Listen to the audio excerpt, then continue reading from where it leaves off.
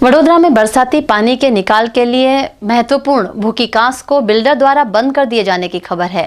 वहीं कांस की सफाई मुद्दे वीएमसी पर भ्रष्टाचार का आरोप नगर सेवक ने लगाया है। शहर में बरसाती पानी के निकाल के लिए भूखी, मसिया, रूपारेल नामक 3 मुख्य बरसाती कांस हैं। इनमें से भूखी कांस अधिक महत्वपूर्ण है क्योंकि वीएमसी हद की बाहर से उत्तर दिशा के हाईवे की ओर से आता पानी भूखी कांस के जरिए छाणी, निजामपुरा, फतेहगंज, सयाजीगंज से होकर विश्वामित्री नदी में आता है। फतेहगंज से एमएसयू की हॉस्टल के पीछे के हिस्से से आगे जाकर विश्वामित्री नदी से ये जुड़ती है। इस कांस के हिस्से को M-Cube कंस्ट्रक्शन नामक बिल्डर ने सेंट्रल बस स्टेशन टर्मिनल के करोड़ों के आधुनिक प्रोजेक्ट की आड़ में मिट्टी से भरकर मेटल डालकर बाकायदा बंद कर दिया है।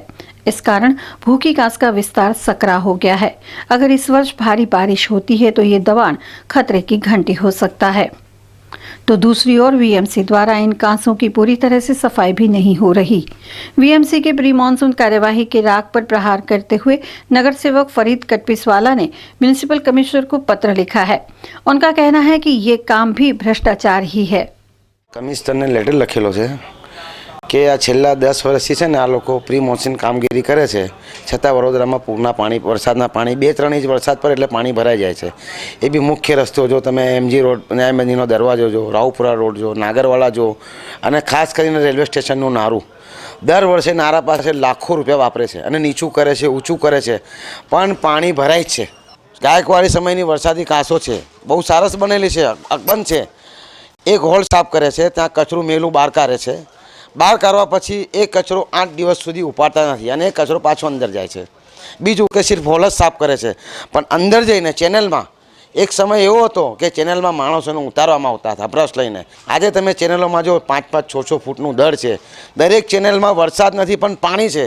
તો હું એમ કહું છું કે આ પાણી ક્યાંથી આવે વરસાદ વગર, જ્યારે વરસાદી કાંસ છે તો દર વર્ષે લાખો કરોડો રૂપિયા આ લોકો અને વરસાદી કાંસોને વડોદરાની સાફ કરવા 2-5 કરોડનું કામ નથી, 25-40 કરોડ રૂપિયા જોઈએ ત્યારે આ સાફ થાય। બિલકુલ ભ્રષ્ટાચાર, ખૂબ ભ્રષ્ટાચાર થઈ રહ્યો છે। આ ભ્રષ્ટાચાર, આ પ્રી મોન્સૂન કામગીરી ભ્રષ્ટાચારનું એ જ છે। એક મથક્કો તો ચાલે કે ભ્રષ્ટાચાર, આમાં ભ્રષ્ટાચાર કરવા માટે જ આ કામગીરી કરી રહ્યા છે। કોન્ટ્રાક્ટરોને સોંપે છે। કોન્ટ્રાક્ટરો, હું તમને મારા વિસ્તારમાં જ્યારે આ કામગીરી કરવા આવશે તો હું મીડિયાના મિત્રો તમને બોલાવીશ આ સાફ કરવા પછી કચરો શું કરે છે। અને તમે, હું તો ચેનલમાં ઉતરવાની તૈયારી છે મારી। એમને બતાવો કે 6-6 ફૂટ 10 ફૂટની ચેનલ હોય, 6 ફૂટ તો માટીના થડ લાગેલા હોય, નરક હોય, પાણી હોય, પાણી આગળ જશે ક્યાંથી? બીજું કે ઇન્ટિરિયર જો એક ચેનલથી બીજી ચેનલમાં પાઇપ આવતા હોય, દરેક પાઇપ જામ છે, આખા બધા જામ છે। ખાલી હોલ સાફ કરવાથી શું થશે? પણ પાઇપ જ જામ હશે તો પાણી એક ચેનલમાંથી બીજી ચેનલમાં પાણી કેવી રીતના જશે?